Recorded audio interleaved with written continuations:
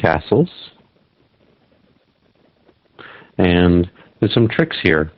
Like if queen takes e4, suddenly knight b5 attacks c7 and attacks the bishop here. And if bishop takes e3, then knight takes c7, and it's actually good for white because it's not so easy to capture the knight. Even something like queen d6 is in the air. If bishop to c5, then b4, and the knight will be able to take the bishop. So black can't really grab this pawn just yet on e4. There's also some tricks that black has to watch out for, like bishop h5 coming. But for now, black can just do d6. And here Magnus played f4. An interesting move. One of the main lines is to do f3, protecting the pawn, and then after castles, play king h1 to kind of avoid some of this stuff. And then black usually plays d5, opening the position up. White's minor pieces in center are a little awkward because he has this kind of pawn set up here. So oftentimes black gets a good game here. Black hasn't really had any main complaints. Now the other thing white can do is play king h1 right away. And now black can eat the pawn. Queen e4, knight d2, queen g6, knight b5, and now black just castles, knight takes c7, and just rook b8. And this is kind of a strange position because, you know, black's pawn structure is a little worse because of this pawn on d6, but everything's pretty solid, and you might take on e3 and actually give white a bad pawn as well. And if white takes on c5, then of course black just recaptures and his pawn structure is fixed. So this is another line. It seems like it's probably okay for black because his pieces are active enough and his pawn structure isn't so bad. So instead Magnus plays the sharpest idea, f4. Queen takes e4. And now this quiet move, bishop f2. So it's kind of a strange situation. White has given up a whole center pawn, but he has a development lead. So now this knight is attacked. So what can he do? Well, if queen takes f4, then suddenly the queen is in line with the rook, and knight b5 wins because we're attacking c7, and if bishop f2 check, rook f2, the queen is hit, and it cannot protect c7. So that's no good. And what if this knight retreats to g6? Well, that's no good either, because that takes away the queen square. Knight d2. Again, if queen takes f4, then knight b5. Queen to d5. And then bishop f3. And suddenly the queen is trapped right in the middle of the board. So we can see some of the dangers for black. But this is what happens when you bring out your queen this early. You always have to be careful.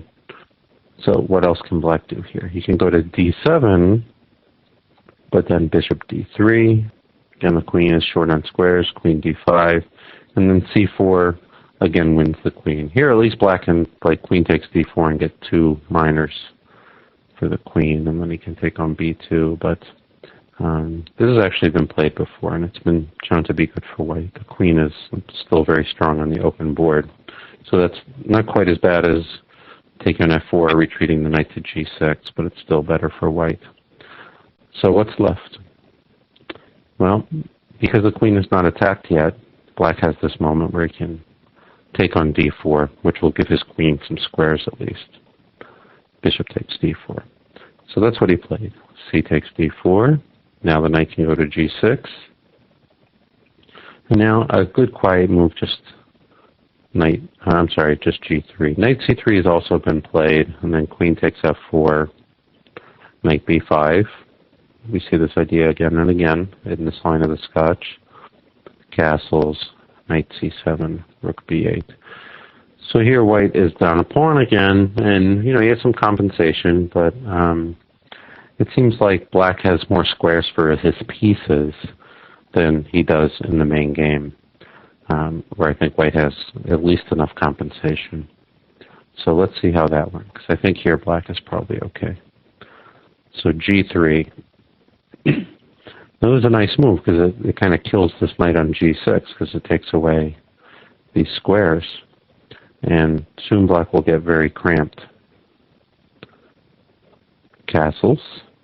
Now, this has actually occurred before, and this was a game between Morozevich and Kramnik back in 2001, where black can simply play bishop h3, threatening mate, bishop f3, queen f5, rook e1, d5, queen b3, castles, queen takes b7. I'm sorry, actually he did knight c3 first, c6, then queen takes b7, rook fb8, queen c7, queen f6.